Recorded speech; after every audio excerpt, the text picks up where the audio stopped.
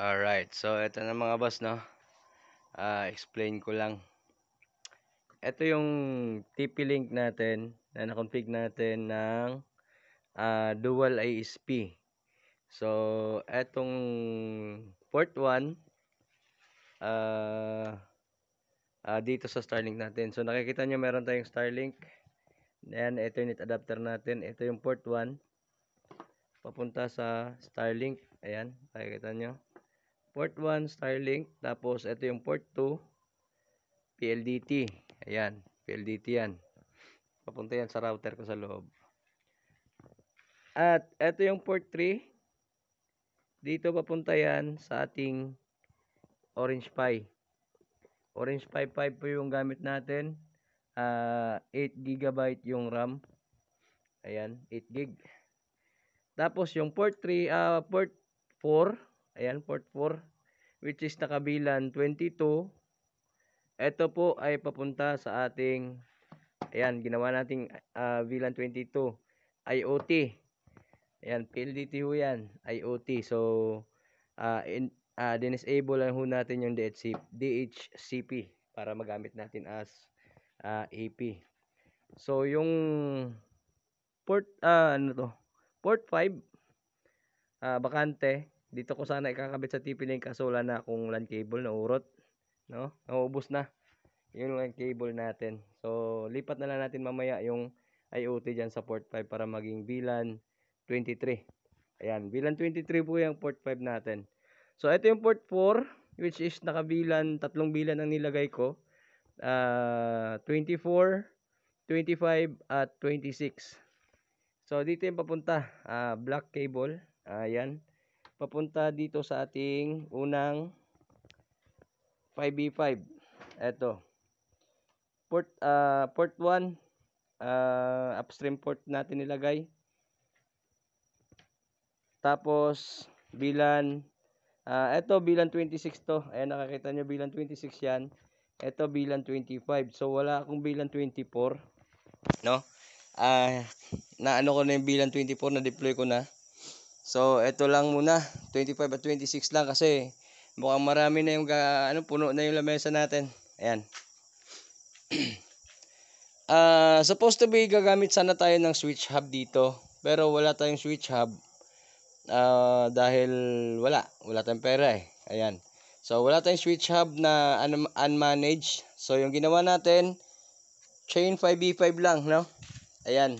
So, sinaksak natin bilang 26 out interface niya sa port 4. Ilagay natin sa bilang 25. Ayan, klaro po. Sana masundan nyo po. VLAN 25. So, since wala tayong VLAN 24, so dalawang router lang. No? Dito galing sa port 6. Ayan. Lipat tayo sa port 7. Port 7. Ito po ay VLAN 24, 25, 26. So, ito po ay VLAN 27. No? Tanggalin ko na lang to. Kasi nilagyan ko ng label to 22 eh. Ayan. So, ayan. VLAN 27. Tapos, ito isa. VLAN 28. Ayan. So, 26, 25, wala tayong 24, diretso tayo 27, 28. So, since tatlo yung nilagay ko rito na VLAN sa port 7, which is 28, 27, 28, at 29. So, wala rin ho tayong 29. So, ang gagamitin natin, 27 at 28. Ayan. Ganon din ho, naka-chain lang din ho tayo. Chain 5v5 lang ho tawag natin dyan kasi dito lang din natin kinabit. Ayan. So, since wala ho tayo, dapat ho, kada port dito para magamit yung tatlong VLAN o kung ilang VLAN man dyan ang i-config mo, dapat meron kang switch hub para dyan, doon mo isaksak lahat. Pero dito sa sistema ko ngayon, dahil wala tayong switch hub, ang gagawin natin ay naka-chain lang, no? Dugtong na lang natin sa another 5v5. Same lang naman yan.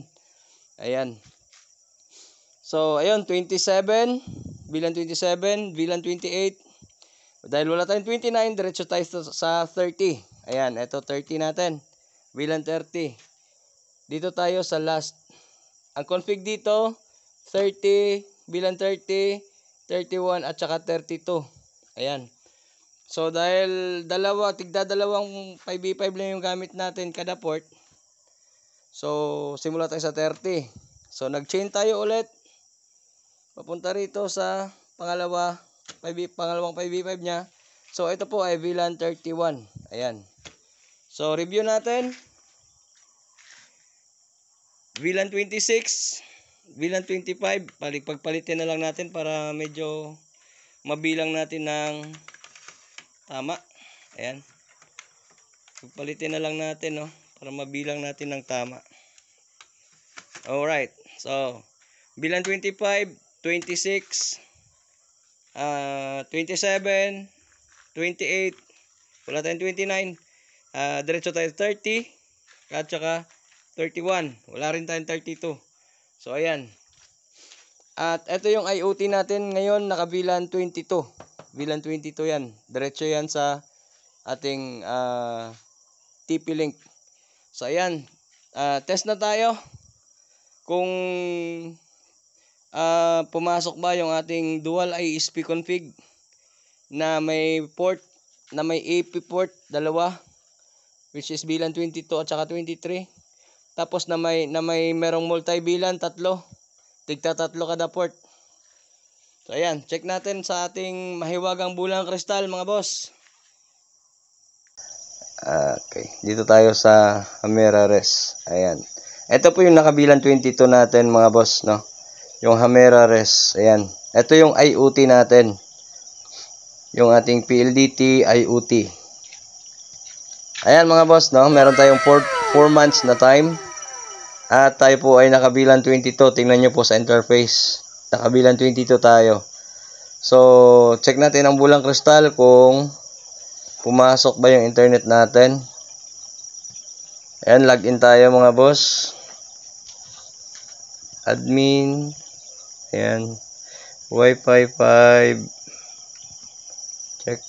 Ayun, Wi-Fi 5. So, alright. So, ayan mga boss, no, naka-dual ISP tayo. Ayan, nakikita nyo yung graph monitor. 1.1 monitor at saka 1.2 monitor. So, ibig sabihin, working po yung ating dual ISP. Working ang ating dual ISP mga boss, no. Ayan, meron tayong 1 monitor naka-VLAN 10 at saka yung ISP to natin is naka-VLAN 11. Ayan, nakikita nyo VLAN 10 at saka VLAN 11.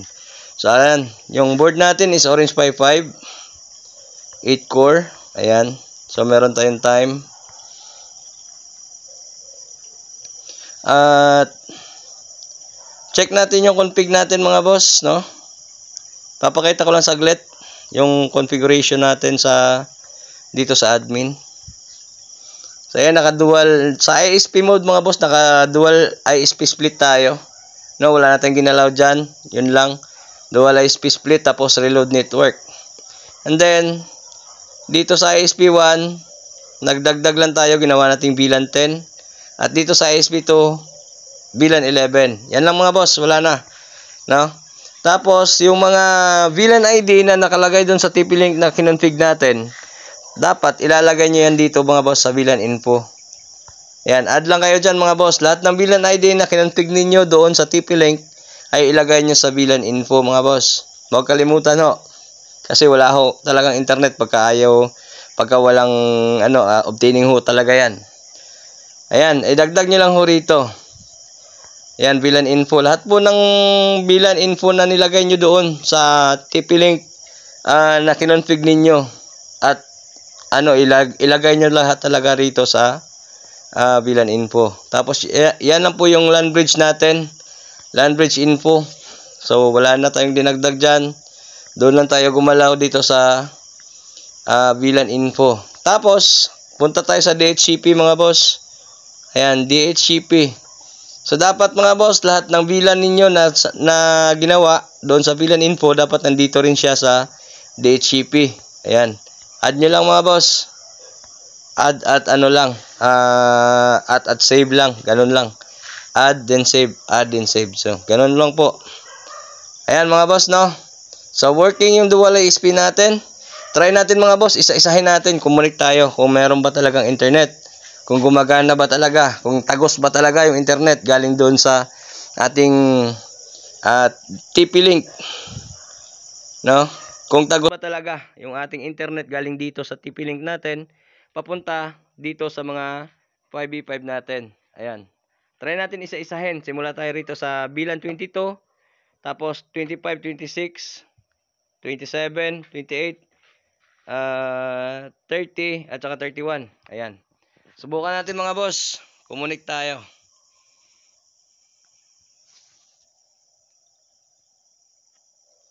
So, unang-una, dito tayo sa, ayan, yung Hamira Residence natin. Ito yung IoT natin, no? So, ayan, meron tayong 4 months. Connected tayo. Resume lang natin kasi nakapos. Ayan. So, meron tayong 4 months connected. Try natin mag-browse. Ayan mga boss, no? Nakikita nyo, meron siyang internet. Ayan. May internet siya mga boss. No? So, lipat natin mga boss, no? Which is nakakabilang 22 tayo ngayon. Lipat tayo dito sa VLAN 25. Ayan, VLAN 25. Ayan mga boss, no? Connected tayo sa VLAN 25. So, diretso na dahil may time tayo. Hindi na tayo dumaan doon sa sign in to network. Ayan. Dumiretso na siya dahil may time na tayo. So, ayan, check natin ulit kung meron tayong time. Ayan mga boss, no? Pumasok ulit yung internet natin sa VLAN 25. So, lipat natin mga boss sa pakita muna natin yung ano natin interface natin sa kung nakabilang 25 ba. Ayan, dito tayo sa Chrome. Kung nakabilang 25 ba tayo? Ayaw. Mali. Ayun, dito sa client portal. Ayan mga boss, nakikita nyo sa interface, nakabilang 25 tayo mga boss, no? At meron pa rin tayong time na 4 months. Ayan. Ayan o, nakabilang 25 tayo. So, lipat tayo mga boss sa bilan 26. Saan na yung bilan 26? Dito tayo. Bilan 26 5G. Ayan. Ayan mga boss. So, connected ulit tayo sa bilan 26, no? Connected tayo sa bilan 26. Check natin yung portal. Kung nakabilan 26 ba. Ayan mga boss. Nakabilan 26 tayo. Tapos, check natin kung may internet. Tanggalin natin ulit yung YouTube. Ayan. Check natin kung may internet. Ayan mga boss. Pumasok yung internet. Pumasok yung internet sa ating VLAN 26. So, ayan. Lipat tayo doon sa VLAN 27.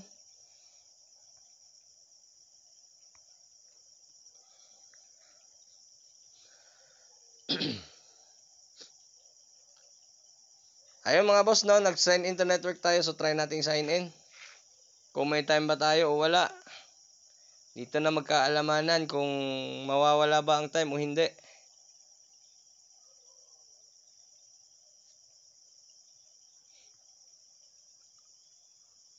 Ayun. Hindi na wala yung time natin mga boss, no? So, working yung yung random hack ni Wi-Fi 5, no? Shout out sa iyo, Sir Dev, Jason Oliveros. Napakaganda ng OS nyo po.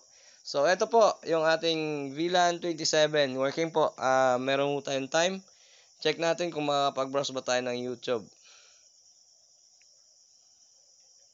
Ayan po, meron tayong internet, no? Pumasok yung YouTube natin. So, goods na goods. Napakabilis. Ayan, lipat tayo sa VLAN 28 para mabilis. VLAN 28 na. Ayan.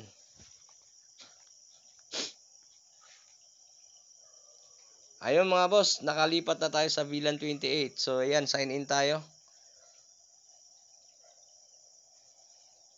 Goods. Nandyan pa rin yung time natin mga boss. So, ayan, interface natin, VLAN 28. Ayan, check natin yung internet dito sa YouTube. Ayun, mabilis pa rin mga boss, no? Napakabilis. Ang dual ISP config natin, napakabilis. Ayan. Lipat tayo sa VLAN 30. VLAN 30 na tayo mga boss dahil wala tayong 29. Ayan, VLAN 30. Pang last na tayo mga boss, no? Nasa port, na tayo? Port 8 ng ating TP-Link. So, VLAN 30 tayo mga boss. Ayan mga boss, may time pa rin tayo sa VLAN 30. Ayan, check natin interface. Ayan, VLAN 30 ang interface mga boss. So, check natin yung YouTube. YouTube tayo kung meron tayong internet o wala. Ayun mga boss, pumasok yung internet natin, no? Naka VLAN 30. Ayan. So, lipat natin sa VLAN 21. VLAN 21 at 2131. 3131. VLAN 31. Ayan, dito tayo. Last na router, no? VLAN 31. Check natin kung ayun, nag-sign in. Medyo mabagal yung VLAN 31 natin pero okay lang yan. At least nag-sign in. Ayan po, yung ating VLAN 31 meron time. At naka-interface tayo VLAN 31. Ayan. Check natin yung internet. Mag-YouTube tayo. Open tayo YouTube. Ayun. Napaka-smooth. Napakabilis mga boss ng ating dual ISP. Dito sa ating config ng TL-SG108E. Ayan. Check natin yung interface ulit. Okay. Ayan mga boss. So, dito tayo sa dashboard. Ayan, nakikita nyo dalawa yung one monitor natin. Dahil naka-dual ISP tayo mga boss. Ayan. Goods na goods. So, ang gamit nating ISP ay Starlink.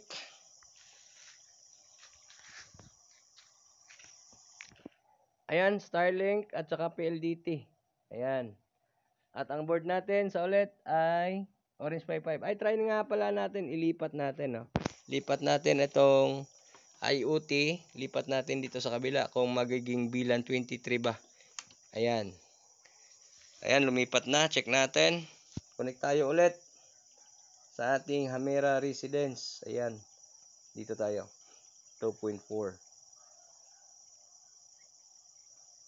Ayun mga boss, nag-sign in.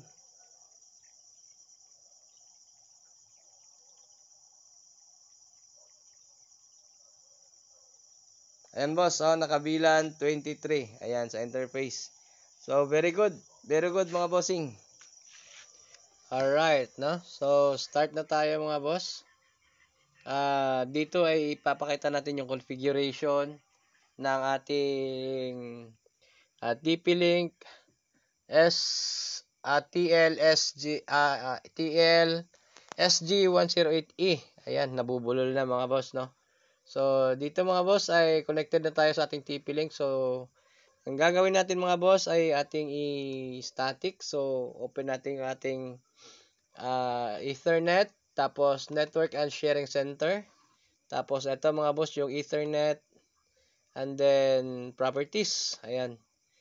At, Internet Protocol version 4. Ayan. Open natin mga boss, no? So, ating, mga boss, no? Gagawin natin static, no? So, since yung static IP ng TP-Link, ang default IP niya is 192.168.0.1.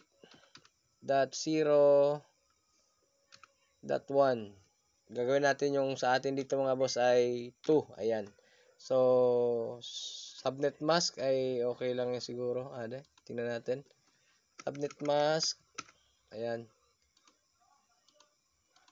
Ayan, 255.255. So, okay na mga boss, no? Ayan. So, let's go.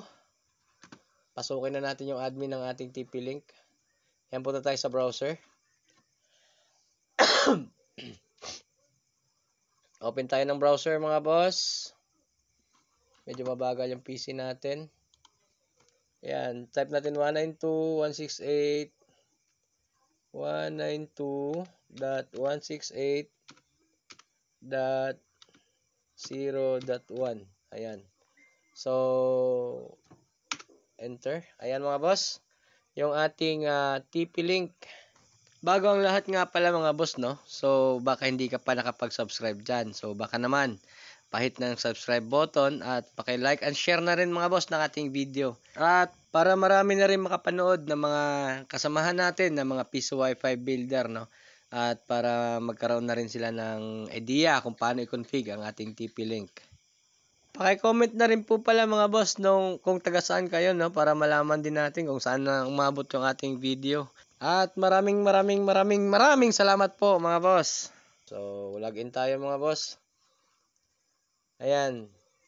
Ayan yung ating configuration mga boss, no. So, dito nga boss sa ating system settings, ay pwede natin palitan to yung ating device description. So dito mga boss, pinangalanan ko na dual ISP. Ayan, dual ISP yung config ko rito mga boss. So dito mga boss sa VLAN, click natin yung VLAN. Kailangan mga boss yung dito sa IQ VLAN. Ayan, dito tayo magko-config mga boss. So since may configuration na tayo mga boss dito, i-delete lang natin, no. Para ma-back to zero tayo mga boss. So ayan, dito mga boss dapat naka-enable na siya, no? Yung 1Q VLAN configuration ay dapat enable. Tapos click nyo apply. Tapos pag na-apply na, lalabas dyan yung operation succeeded dito sa taas. So since, ayan, try natin ulit. Ayan. Ayan mga boss, kita nyo, operation successful. So, diretso na tayo mga boss, no? Para hindi tayo magtagal. So ayan, gagawa na tayo ng ating VLAN. So, ayan, yung unang gagawin natin ay VLAN 1, which is yan ito yung default. Wala na kayong gagalawin dyan. Untag yan lahat. So, add modify na lang mga boss. Ayan. So, next, ay gagawa tayo ng filtering mga boss, no? So, VLAN 2, ayan. Itatag natin sa port 3 kasi dito natin isasaksak ang ating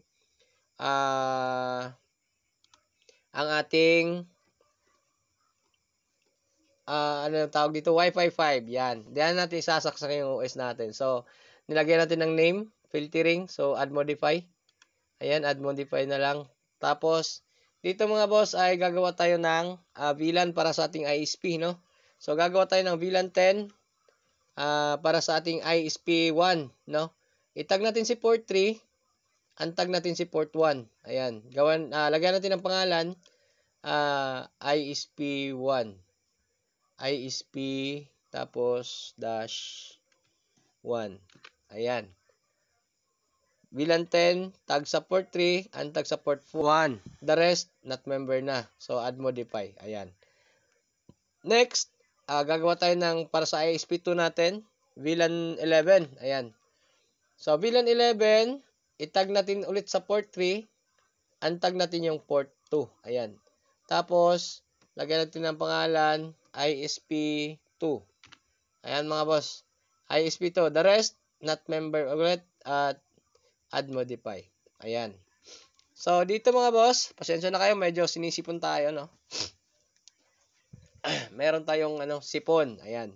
So, dito mga boss, gagawa na tayo ng ating VLAN sa ating port 4 para sa ating access point, no? Access point natin. So, dito ay VLAN 22. Ayan. Itag natin sa port 3 na padadaanin niya si port 4. Ayan. Si VLAN 22 sa port 4. So, the rest, not member. Ayan. So, add modify. Ayan, pinangalanan natin VLAN 22 para hindi natin makalimutan. So, ayan. So, next tayo, proceed tayo. Dito na tayo sa port 5. Ayan, no? So, dito gagawin natin VLAN 23 para pa rin yan sa ating AP. So, sira yung keyboard natin. Ayan. So, type tayo dito ng virtual keyboard. Ayan. Dahil on-screen pala, on-screen keyboard. Sira yung number 3 ko dito sa aking keyboard mga boss, no? Ayan, hindi pa natin afford bumili ng bagong PC. So ayan, so VLAN 23 mga boss sa ating port 5. So tag natin sa port 3. Yan, tapos i-untag si port 5. Ayan. So lagyan natin ng pangalan VLAN. Copy na lang natin 'to. Ayan, edit natin 'to. Isa. VLAN 23. Ayan mga boss, no? So, VLAN 23 natin nasa port 5. Ayan, add modify. Ayan mga boss, no? VLAN 23. So, slip na natin to. Ayan, so, dito mga boss, sa 6, 7, at 8, gagawa tayo ng tigta tatlong VLAN. Ayan, yan tinatawag nating multi-VLAN para sa ating centralized sub-bendo mga boss, no?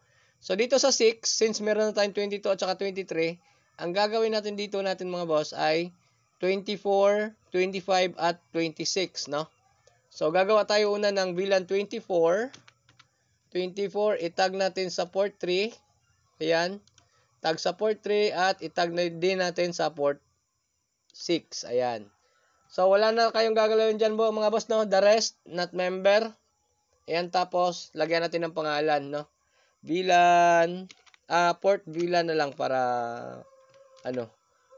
Port VLAN port 6. Ayan, port 6. Lagyan natin ng space. Port 6 tapos VLAN. Check natin kung mag-save ba yan, may space. Add modify. Ayan, ayaw niya. So lagyan ulit natin ng dash. Ayan, no? Port 6 dash. Ayan. Para tapos i-copy, may N pa. Ayan. Ay, wala na. So tanggalin natin yung dash para maka-add tayo ng N. Ayan. Ayan, no? Port 6 VLAN. Copy na lang natin to agad para diretso na tayo mamaya. So, ayan. Add modify na mga boss. So, ayan mga boss, no? Nandito na yung port 6 natin na VLAN 24. Ayan. Port 6. So, gagawa tayo ng kasama niya dyan. VLAN sa port 6, 25 at saka 26, no? So, add tayo. 25. Tag natin yung 3. Ayan. At itag natin yung 6. Ayan. So, paste na lang natin yung port VLAN 6. Ayan. Yan lang mga boss, no? Add modify. So, ayan. Dalawa na sa port 6 natin. So, dagdagan na lang natin ng isa. Yung 26. Ayan. 26 mga boss. Port 3 ulit. At port 6 ulit. Ayan. Tag port 3 and then tag port 6. Ayan. Paste natin. Ayan. VLAN. Add modify. Ayan mga boss, no? Tapos na tayo sa ating port 6, no? Sa tatlong VLAN sa ating port 6. So, gagawa tayo ng tatlong VLAN din para sa ating port 7. So, ayan. VLAN 27, 28 at saka 29. Ayan. Tag natin sa port 3 at sa port 7. Ayan. Port 3 pa rin at saka port 7. So, dito, pangalanan natin ng VLAN port 7 VLAN. Ayan. Port 7 VLAN. So, ayan boss, add modify. So, ayan, meron na tayong port 7 VLAN, no? So, dagdagan natin ng dalawa pa. VLAN 28, tag sa port 3, and then tag sa port 7, tapos pangalanan natin ng port 7 VLAN. Port 7 VLAN para hindi natin makalimutan. Ayan, copy na lang natin. So, add modify. Ayan mga boss, dalawa ng ating port 7 VLAN. So, dagdagan na lang natin ng isa, which is yung VLAN 29 rather. 29 pala mga boss. Ayan, 29. Tag port 3, and then port 7. Tapos, paste natin yung pangalan. Ayan. Kahit na walang pangalan mga boss, okay lang ha. Ayan, sa akin kasi nilalagyan ko na lang para may mabasa-basa rin ako. Ayan. So, dito na tayo mga boss sa port 8. Meron na tayong tatlong VLAN sa ating port 6, tatlong VLAN sa ating port 7, at gagawa na tayo ng tatlong VLAN para sa ating port 8. So, dito mga boss ay gagawa tayo ng VLAN 30. Open natin yung ating keyboard dahil wala tayong 3 dito. Ayan, VLAN 30. VLAN 30, ayan. So, tag natin yung port 3 at itag din natin yung port 8. Tapos, lagyan natin ng pangalan. Port 8 VLAN. Ayan. Port 8 VLAN. Copy ko na lang para mamaya. So, add modify mga boss. So, the rest, not member lang. Ayan. Ayan mga boss, no? So, hindi tayo master sa VLAN mga boss, pero sundan nyo na lang. Ayan, so dagdag tayo. Port 8 VLAN 31. Ayan, 31. So, ayan, 31. So, VLAN 31. tag sa port 3, then tag sa port 8. Tapos, pangalan. Ayan, paste. VLAN, port 8 VLAN. So, ayan mga boss, add modify. So, ayan mga boss, no, dalawa na yung VLAN natin sa ating port 8. So, dagdagan na lang natin ng isa. VLAN 32. Ayan, 32. Tag natin ulit sa port 3. At itag din natin sa port 8. Ayan. Tapos, paste yung pangalan. Ayan. So, ayan mga boss. Kompleto na. Kompleto na yung tatlong bilan natin. So, port 6, tatlong bilan, 24, 25, at saka 26. Port 7, 27, 28, 29. Port 8, 30, 31, at 32. Ayan mga boss, no? So, dito mga boss, ang pinaka-importante para tumagos yung ating VLAN. Internet. Tumagos yung internet natin sa ating sinet na VLAN. Ito mga boss, no? Yung PVID settings. Ayan. VLAN, anong tawag dito? Port VLAN ID settings. Ayan. So, dito mga boss, mag-a-add tayo ng VLAN. So, yung port 1 natin, which is ISP, naka VLAN 10. Ayan, VLAN 10. So, itag natin, i-select natin yung port 1. Tapos, apply. Ayan. Tapos, sa ISP 2 natin is 11. Tag natin sa port 2. Tapos, apply. Ayan. So, yung port 3 natin mga boss, ay dito natin isasaksak yung ating mini PC, Orange Pi PC, o ano man yan. So, dito sa port 3, gagawa natin ng filtering lang yan. Ayan, filtering natin is 2. Ayan, tag natin sa C3, tapos apply. Ayan mga boss, naka-filtering lang siya, no? So, dito mga boss, sa port 4, ay naka-VLAN 22 tayo. So, itag natin yung VLAN 22 sa kanya. Port 4, ayan, tapos apply. Tapos dito sa port 5 ay naka-VLAN 23. Ayan, VLAN 23. Ay wala yung 3 ko. Ayan, VLAN 23 mga boss. Ayan. So, port 5. Ayan, tag natin si 5. So, apply. Ayan na mga boss, yung AP natin, no? Port 4, 22. Port 5, 23. So, dito, yung ating multi VLAN na tigtatatlo. So, ang gawin natin dito mga boss ay itag lang natin sa filtering. Ayan, gawin natin filtering lang. So, para tumagos yung internet niya. So, ayan. Filtering ng 2. Tapos, sabay na lang natin to para isahan na lang. Ayan, check natin lahat. Ayan mga boss, nakikita nyo, port 6, naka-filtering 2, port 7, filtering 2, at saka port 8, filtering 2. Wala na kayong VLAN na ilalagay. So, ayan lang mga boss, no? Goods to go na yan mga boss. So, dito mga boss ay papalitan ko lang ng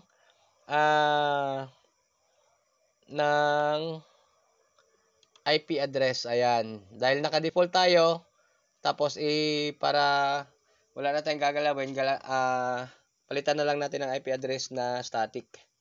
Ayan, 20.0.0.